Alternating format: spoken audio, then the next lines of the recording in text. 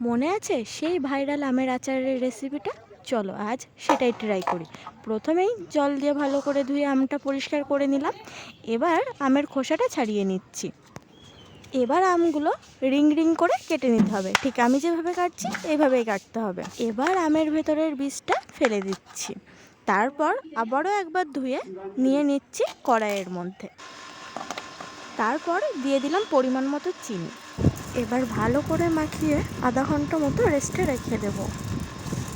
আধা ঘন্টা পর চুলাটা অন করে দিলাম, আর চিনিটার থেকে অনেকটা পরিমাণে জল ছেড়েছে।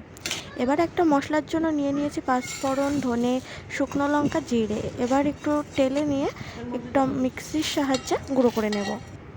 এবার আমের ভিতরে দিয়ে দিলাম সামান্য পরিমাণে লবণ আর গুঁড়ো করা মশলাটা, হাফ চামচ দিয়ে দিয়েছি। এবার ভালো করে মিক্স করলেই রেডি হয়ে যাবে আমাদের ভাইরাল আমের আচার। রেসিপিটা ভালো লাগলে লাইক, কমেন্ট, শেয়ার